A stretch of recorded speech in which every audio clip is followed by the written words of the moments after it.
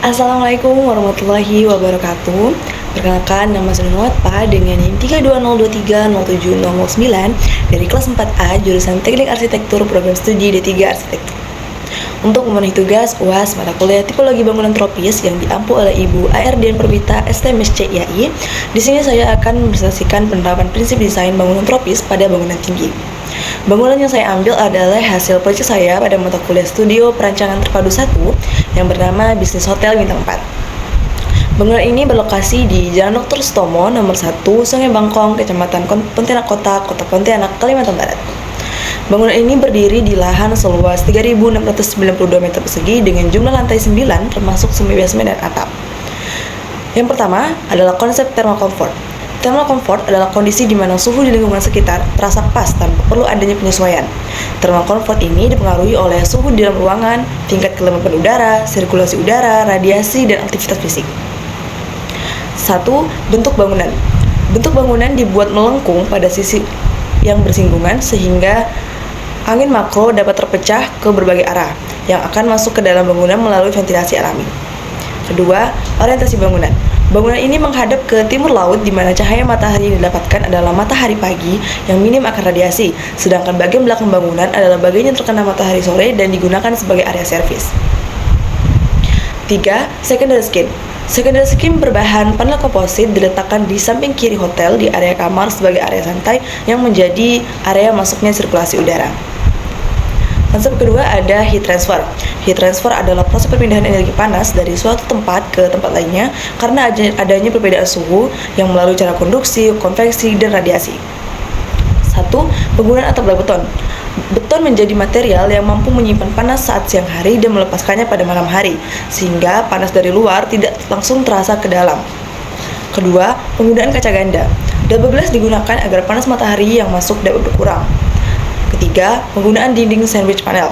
Sandwich panel diketahui dapat membantu menjaga suhu ruangan tetap stabil. Hal itu disebabkan oleh lapisan IPS dan puff di dalamnya. Selanjutnya ada konsep building thermal load. Thermal load adalah perhitungan jumlah energi yang diperlukan guna mempertahankan suhu ruangan sesuai yang diinginkan. 1. Mengurangi penggunaan HVAC. Memberikan banyak bukaan dan ventilasi alami membuat udara dapat mengalir ke dalam bangunan sehingga penggunaan sistem pemanas juga berkurang. Kedua, penggunaan material insulasi thermal. Sandwich panel sebagai dinding dan beton sebagai lantai juga atap membuat suhu dan bangunan lebih stabil sehingga penggunaan pemanas dan pendingin berkurang. Berikutnya ada konsep passive design. Passive design adalah pendekatan desain dalam merancang bangunan yang bertujuan menciptakan lingkungan nyaman dengan memanfaatkan iklim dan suhu lokal guna meminimalisir penggunaan energi. Prinsip yang pertama ada orientasi bangunan. Bangunan dirancang menghadap ke arah timur laut sehingga mendapatkan cahaya matahari yang sehat. Cahaya matahari yang didapatkan dapat berguna sebagai pencahayaan alami pada siang hari. Kedua, ada ventilasi alami. Pada area kamar yang berada di sisi kiri bangunan diberikan area hijau yang ditutupi oleh sun shading dari panel komposit. Area ini menjadi jalur masuknya udara yang bisa dirasakan di dalam bangunan. Ketiga, ada isolasi thermal dan thermales. Penggunaan material sandwich panel sebagai dinding dan beton sebagai rangka, lantai, dan atap menciptakan suhu dalam bangunan lebih terjaga. Sandwich panel mampu menjaga kestabilan suhu dan beton mampu menyerap panas pada siang hari dan melepaskannya pada malam hari, sehingga penggunaan pendingin pada siang hari dan pemanas pada malam hari dapat berkurang. 4. Pemanfaatan cahaya matahari.